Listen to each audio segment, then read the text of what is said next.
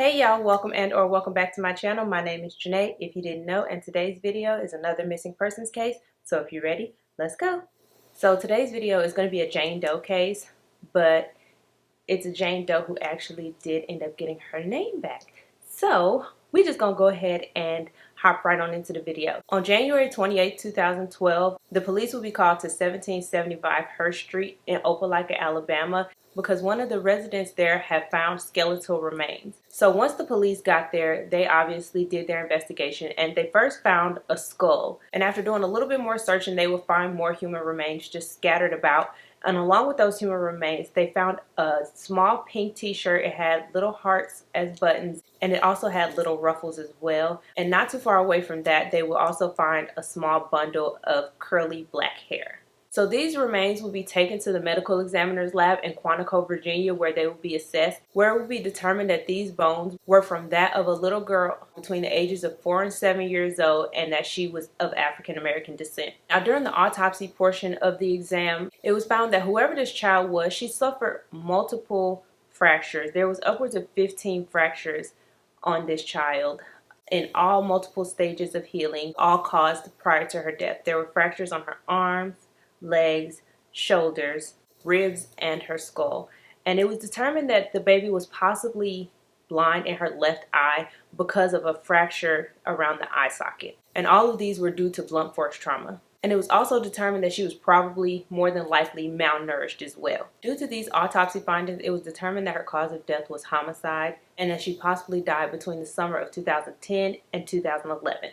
So because these remains were skeletal in nature, they had to create a sketch of what she may have looked like. And they put the sketch out for people to see, but nobody came forward. The sketch led to no leads. The police in Opelika also checked missing children's records, and there was just nothing that could lead to the identity of this baby. That was until 2016 when a clay bust would be created of what she may have looked like. And I think there was also a recreation of what she may have looked like. And so once this was put out to the public, there was a lady who was going through some photos. She was just going through her pictures. You know, she had been seeing this Opelika baby Jane Doe on the news and stuff. And so as she's going through these pictures, she comes across a photo that she had taken at her church. And this photo had a strong resemblance to the photo that was created as to what Opelika baby Jane Doe might have looked like. And this picture was taken in 2011. It was taken at Vacation Bible School at Greater Peace Church. But unfortunately, the church didn't keep records of children's names. She also didn't recognize the child, and she didn't know her name either. So once she gave the photo over to the Opelika Police Department, they put it out to the public saying, hey, if you recognize this baby, please come forward. She could potentially be the Opelika baby Jane Doe. She fits the description, and she looks to be around the correct age. Unfortunately, that didn't generate any leads either. Nobody came forward to identify or name this child. So like I said, the baby Jane Doe was found in 2012, so DNA was prevalent, and the police did try to extract DNA from her remains. However, they were unsuccessful due to the condition of the remains. And so unfortunately, this baby would remain unnamed, and it would remain that way until January of 2022, when her remains were sent to Otham's laboratory in the Woodlands, Texas. And this laboratory specializes in I'm gonna just read to you what they say on their website, okay? Because I can't remember, but they do have a specialization. It says, Othram scientists are experts at recovery, enrichment, and analysis of human DNA. From trace quantities of degraded and contaminated forensic evidence, we enable human identification when all other approaches fail. So this is where Opelika baby Jane Doe's remains were sent, and they were able to successfully build a genealogical profile. They had her DNA, and so now they had to upload it to databases to see if they could find any genetic relatives. Now, basically what they was trying to do was create her family tree using her DNA. And so to do this genealogical research, they got a lady named Barbara Ray Venter. And Miss Barbara Ray, baby, she ain't nothing to be messed with, because Miss Barbara Ray is a genetic genealogist, a biologist, and a retired patent attorney. And she was one of the key elements in helping identify the Golden State Killer. So don't mess with Miss Barbara, okay? So Miss Barbara gathered her team from Firebird Forensic Group, and they did their detective in, and they did their research, and they were able to come up with a couple of investigative leads that they turned over to the Opelika Police Department. And from those investigative leads, the police department was able to locate baby Jane Doe's father. And this happened in October of 2022. So they identified her father as a man named Lamar Biggerstaff, who will be 50 years old at this point. Now, according to sources, Lamar was born and raised in the Opelika, Alabama area and attended Opelika High School, probably graduating in the early 90s before at some point enlisting in the Navy. Now, throughout his Navy career, he would be stationed in a couple of different places. That would include Norfolk, Virginia, Honolulu, Hawaii, and then most recently in Jacksonville, Florida.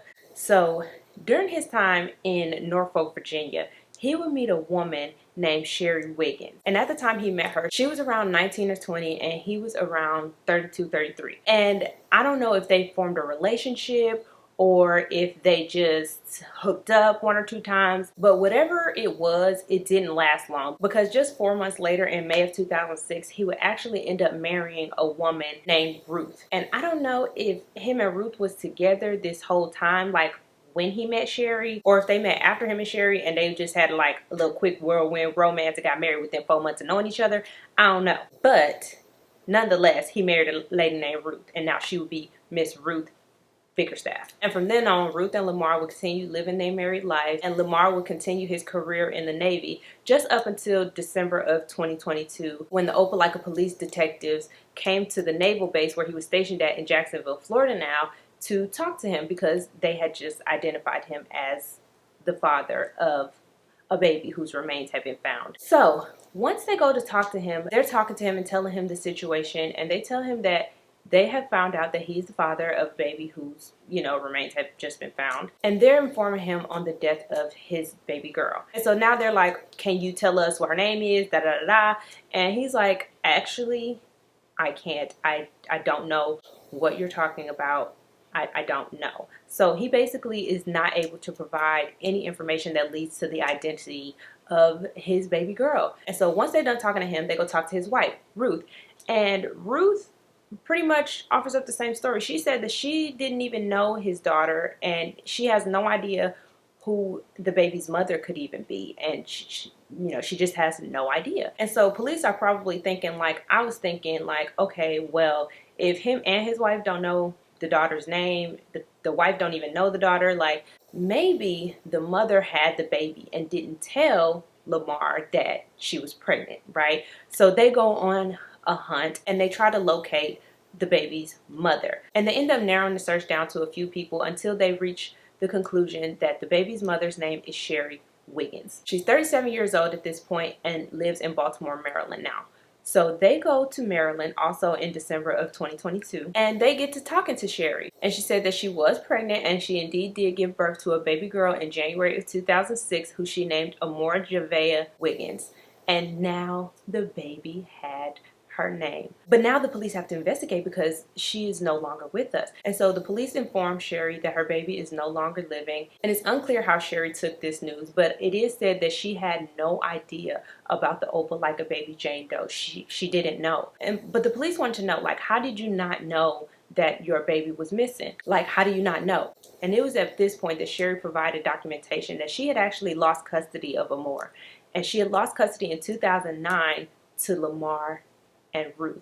Lamar and Ruth had obtained physical and legal custody over Amora in 2009 when she was just about 3 years old. And it was also at that point that Sherry's visitation was suspended, so she didn't have access to her daughter. And she also provided paperwork that she had been continuously paying child support since 2009 up until present day. And if you're anything like me, you're like, okay, so you didn't want to talk to your baby, you didn't want pictures, you didn't want updates when she started school, like, come on. But Sherry said that she had been going to the courts and trying to obtain some type of visitation for her child, but was ultimately unsuccessful. And then with Lamar being in the military and moving all around, it was probably hard for her to keep track of him in that aspect as well. So she said she was trying to get visitation for her baby. She did want to see her baby, but she was just pretty much unsuccessful. And so with this information, the police have to turn back to Lamar and Ruth, because this paperwork here says that y'all do know her, and y'all should know her very well. Like, y'all should be her caretakers. Y'all should have been the ones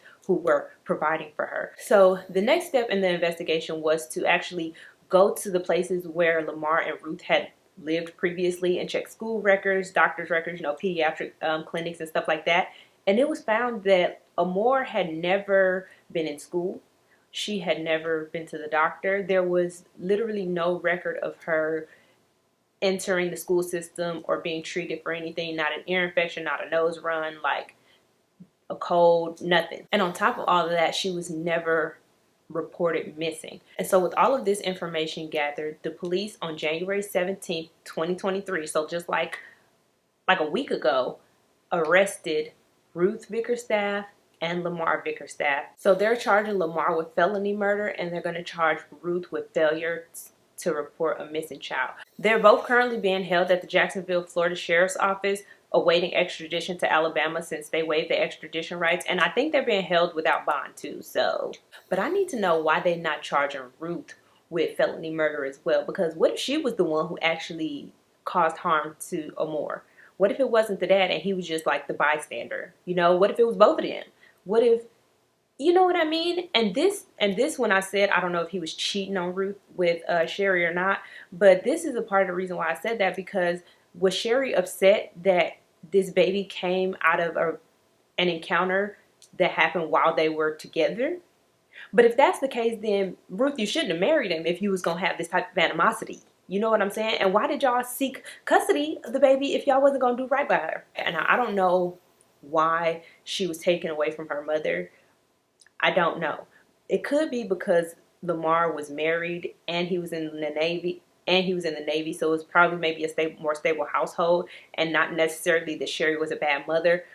But I just don't understand. I don't understand why they had to take custody from the mom when they didn't mean this baby no good. Like, but now the police needs the public help because they still investigating what actually happened. So the police want to know if you ever knew Lamar or Ruth, would you come forward, share some details of their relationship, the ins and out of their household. If you've ever seen Amore anywhere, in any of the places that they may have lived. Once again, those places are Norfolk, Virginia, Honolulu, Hawaii, and Jacksonville, Florida. If you have any information about this couple at all, or any information about Amore at all during her life, or about her death, please contact the Opelika Police Department Detective Division at 334-705-5220. Or you can call the Secret Witness Hotline at 334-745-8665. But yeah, y'all, I really do feel like these types of cases are very, very important, because sometimes people can lose hope, or people can feel helpless, or like things will never get solved, or things will never become uncovered. But in the end, sometimes people do get their names back. Sometimes cases do get solved after many, many years, especially with the advances in DNA technology. We've seen it so much now recently that things are getting solved. People are getting their names back. My point is, just don't give up. Don't feel like there's just no hope, that there's nothing that's going to happen, because as long as people are pushing and there's DNA that can be extracted, just know that there is hope. There is hope. But yeah, y'all, that is all I have for this video. Thank you so very much for watching. Don't forget to like, comment, and subscribe, and I will see you all in the next one.